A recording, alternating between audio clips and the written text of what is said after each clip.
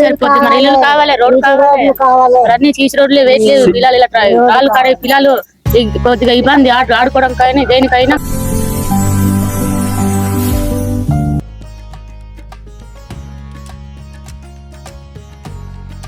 అండి అందరికీ నమస్తే. నేనంటే మీ ఊరి అబ్బాయిని.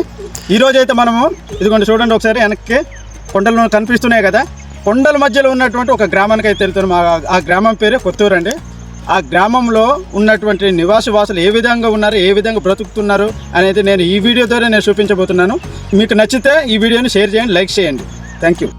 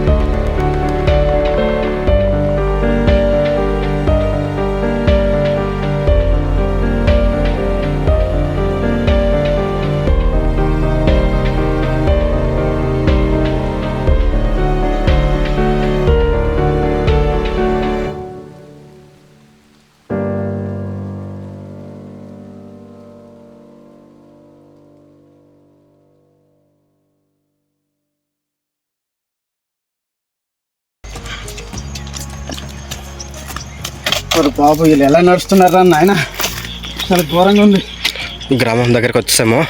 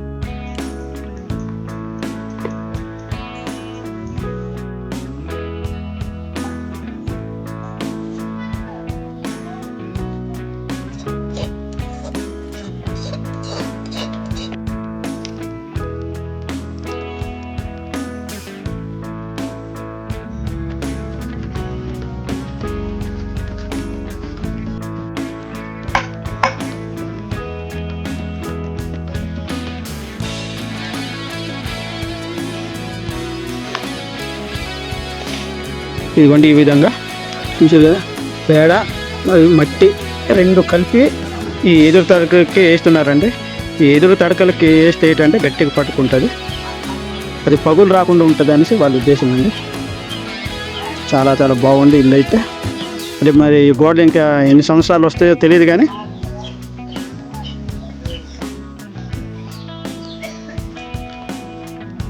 చూడండి, కొత్తగా కట్టిన ఇల్లు కడుతున్నారు.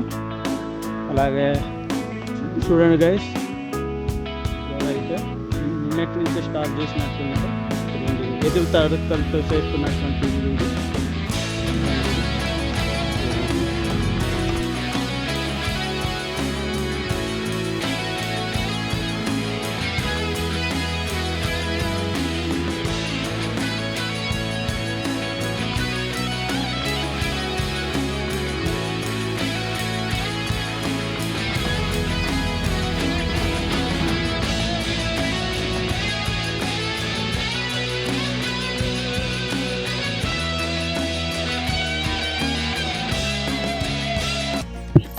అమ్మ మీకు రోడ్ ఒక్కటే సరిపోద్దా, ఇల్లులు కూడా కావాలా? రోడ్ ఒకటి రేట్ సరిపోతుంది, మరి ఇల్లు కావాలి, రోడ్ కావాలి, మరి అన్ని సీసీ రోడ్లే వేయట్లేదు. పిల్లలు ఇలా రాళ్ళు కాడే పిల్లలు కొద్దిగా ఇబ్బంది, ఆడుకోవడానికైనా దేనికైనా కొద్దిగా ఇబ్బంది పడుతున్నారు.